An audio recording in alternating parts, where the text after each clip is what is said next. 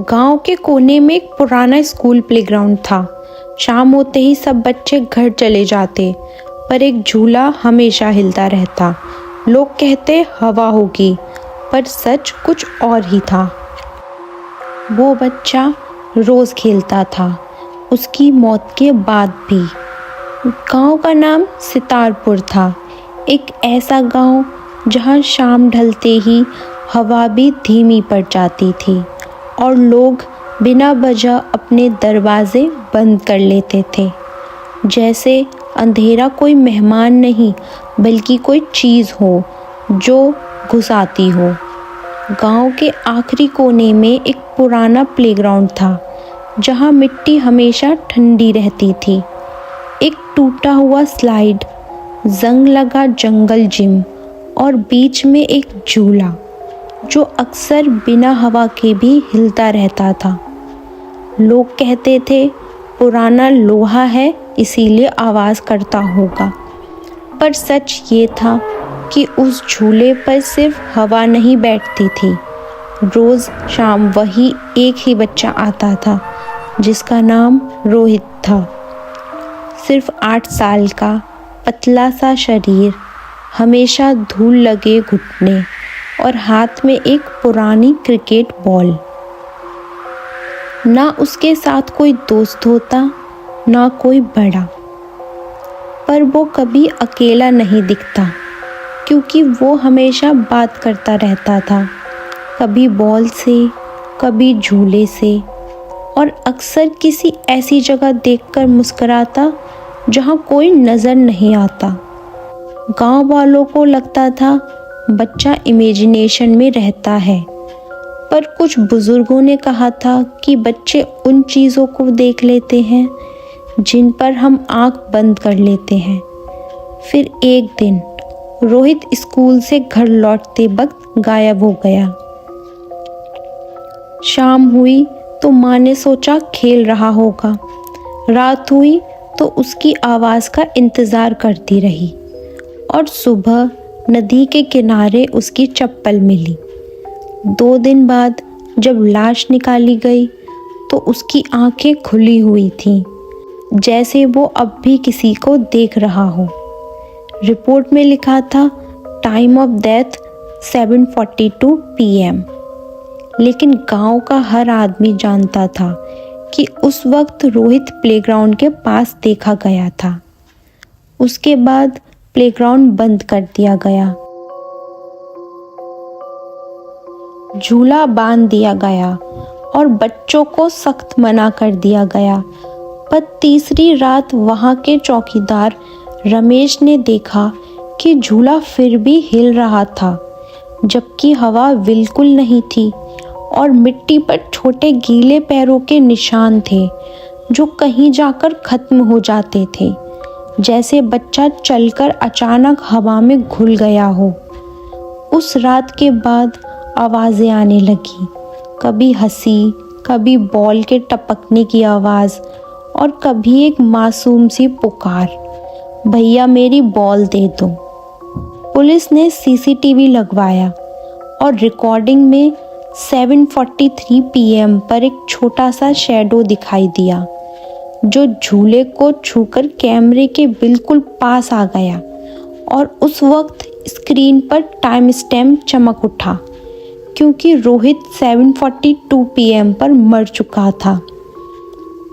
जब ये बात उसकी माँ को पता चली तो वो रात के अंधेरे में प्लेग्राउंड पहुंची और मिट्टी पर बैठकर रोते हुए बोली, बेटा घर आजा, ठंड लग जाएगी।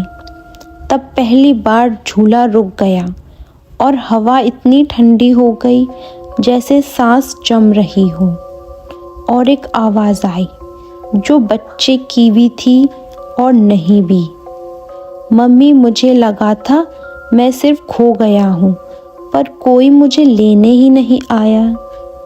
उस रात के बाद रोहित की माँ रोज़ प्लेग्राउंड आने लगी और हर दिन उसकी बॉल वहीं मिलती रही, कभी स्लाइड के नीचे, कभी झूले के पास, और एक दिन मिट्टी पर उंगलियों से लिखा मिला, मैं अभी भी यही हूँ। धीरे धीरे गांव के लोग गायब होने लगे। जो भी शाम 7 बजे के बाद उस प्लेग्राउंड के पास से गुजरता, वो कहता था किसी ने उसका हाथ पकड़कर पूछा, तुम मेरे साथ खेलोगे ना? और जो हाँ कह देता वो अगले दिन या तो बीमार मिलता या फिर कभी मिलता ही नहीं। आखिरी दिन चौकीदार ने देखा कि प्लेग्राउंड में सिर्फ एक नहीं बल्कि कई छोटे छोटे साए चल रहे हैं और एक साथ खेल रहे हैं, और बीच में रोहित खड़ा हुआ है जिसे अब समझ आ चुका था कि वो मर चुका है, पर अब वो अकेला नहीं रहना चाहता था। आज भी सितारपुर के लोग कहते हैं कि अगर रात के वक्त बिना हवा के झूला हिलने लगे तो समझ लेना रोहित किसी नए दोस्त का इंतजार कर रहा है।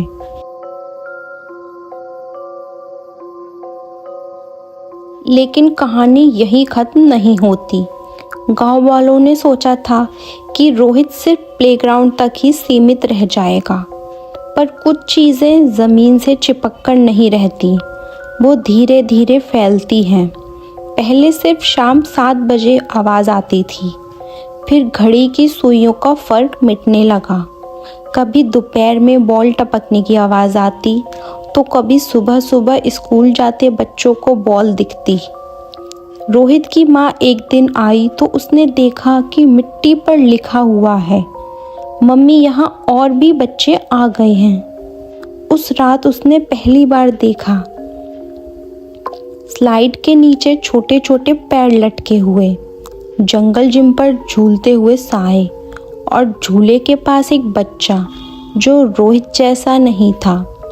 उसका चेहरा आधा घुला हुआ था, जैसे पानी में ज़्यादा देर रह गया हो। उसकी माँ समझ गई ये सिर्फ उसका बेटा नहीं था। वो प्लेग्राउंड अब बच्चों के खेलने की जगह नहीं रहा था, क्योंकि अब वहाँ पर रूहें आकर खेलती थी। एक सुबह अचानक मास्टर जी को सब खोजने लगे, लेकिन वो कहीं मिले ही नहीं। उनका स्कूल बैग प्लेग्राउंड के गेट पर पड़ा था। ब्लैक बोर्ड पे चौक से लिखा मिला। सर ने हाँ कह दी।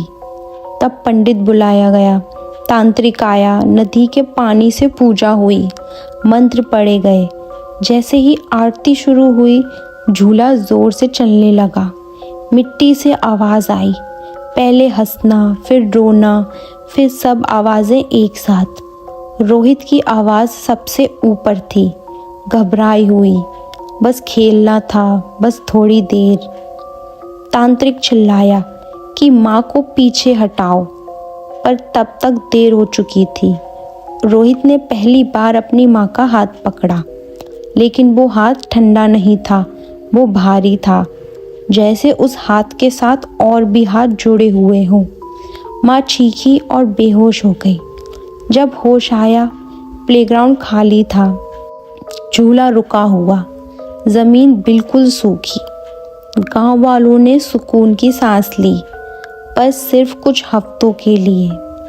आज भी जब कोई नया घर बसने आता है सितारपुर में, पुराने लोग एक ही बात कहते हैं, शाम के बाद बच्चों को बाहर मत भेजना, क्योंकि कभी कभी रात को जब सब बिल्कुल चुप होता है, किसी के कान के पास एक मासूम सी आवाज़ आती है, तुम हाँ बोलोगी ना?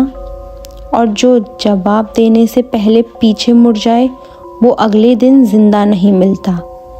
ये थी आज की कहानी। और अगर कभी आपके साथ भी कुछ ऐसा हॉन्टेड इंसिडेंट हुआ है जिसे आप सभी के साथ शेयर करना चाहते हैं, तो कमेंट करके अपना एक्सपीरियंस लिखें। हो सकता है मेरी नेक्स्ट वीडियो में आपकी स्टोरी आए। मिलते हैं अगली वीडियो में।